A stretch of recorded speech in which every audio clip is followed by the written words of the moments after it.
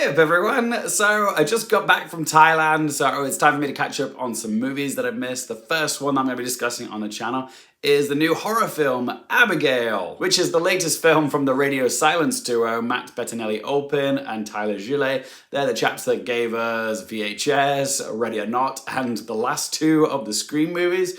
Yeah, they've been building quite a resume for themselves the past few years in the horror department. Well, I personally didn't love the last two Scream movies. I know a lot of people did enjoy them, and I did appreciate VHS and Ready or Not.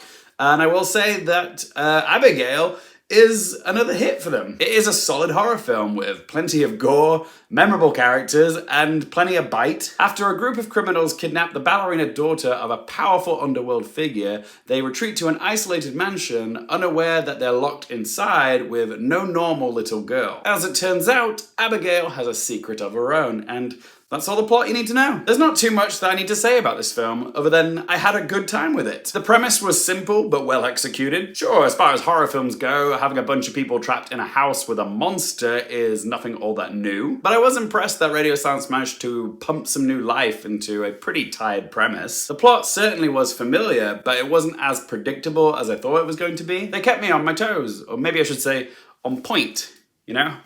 Little ballerina joke for you there? Yeah? No? These are the jokes, kid. Honestly, for me, the best thing about this film was the performances. Everybody in this did a great job, okay? Nobody was phoning it in, but I'd say if I had to pick some highlights, they would have to be Melissa Barrera as Joey, Dan Stevens as Frank, and Alisha Weir as the titular Abigail. I didn't actually realize until I saw a friend of mine's tweet that Alisha Weir played Matilda in the Matilda movie musical. She was wonderful in that, and she's recently popped up in Wicked Little Letters in a small part. She was also good in that, but in this, she scared the bejesus out of me as Abigail. Like, this girl has range, okay? She can sing, she can dance, like as a ballerina, she can be funny, and she can be scary, okay? And she's doing all that at age 14, okay? This girl is going to be unstoppable, okay? Watch out for her, okay? She's definitely a rising star, that Alisha Weir. Is there any other actor out there that's having more fun this year than Dan Stevens? I mean, between this and Godzilla x Kong, A New Empire, the man is just having a blast of a year, isn't he? Dan Stevens is fast becoming one of those actors who, whenever he shows up in a movie, he makes the movie better, okay? You know, the Stanley Tucci effect. Like, he's bringing his A-game to giant CGI monster punch fight movies and gory horror movies. That's just professionalism, but with Dan Stevens, it's joyful to watch him because he's one of those actors where you can tell he's having fun in the role, and therefore you're having fun watching him. He's very charismatic as well. Like, whenever there's a scene with the whole ensemble sharing the screen, my eye was always being drawn to him. I might be becoming a Dan Stevens fanboy. It's happening. I thought it was going to be Jonathan Bailey, but no. I'm a Dan fan. Also, I thought it was lovely that the film was dedicated to one of the stars, Angus.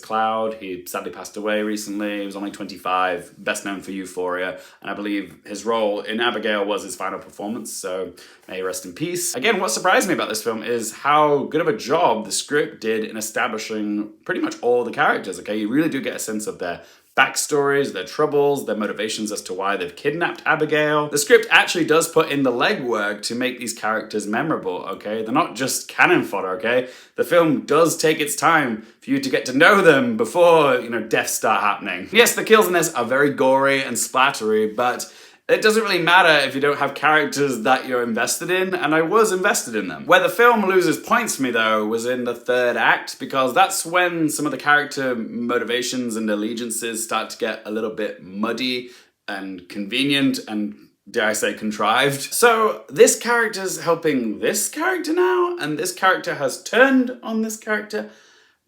What? Did I miss something? Yeah, towards the end it started to get a little higgledy-piggledy with the character dynamics. Don't get me wrong, like, it was interesting, and I certainly didn't see it coming, but I just didn't buy it in a couple places. Which I know is silly, it's a horror movie, stop taking it so seriously, Luke. So, let's ask them 3 questions. Firstly, would I watch it again? Yes I would. This film has a lot going for it, okay? Great performances, it's well paced. The kills in this were fun. I liked the sets and the twisted Swan Lake music. Most of it worked for me, so yeah, I could happily watch it again. Question 2, do I recommend it for you guys? Sure, if you're a fan of the Radio Silence Boys' previous work, like Ready or Not, or the Scream movies that they made, then yeah, you're probably gonna get a kick out of this. It is a fun time at the cinema, so for all you horror fans out there, I'd say give it a go. And third question, what score to give it out of 10?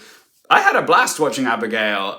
Yes, it's nothing game-changing, but it is well-made, well-performed, and a hell of a lot of fun. So I'm gonna give Abigail a solid score of 7 out of 10. But as always, guys, it's just one bloke's opinion. Love to hear from you. Have you seen Abigail? If you have, what do you make of it? Whatever you have to say about this film, let me know in that comment section down below. If you've enjoyed the video, help me out with a little thumbs up button. For more movie, TV, and Oscars-related content, don't forget to click subscribe. And as always, thank you guys so much for watching. For more things related to movies, TV, the Oscars, and popcorn culture, I'm Lukehearfield, and I'll see you next time.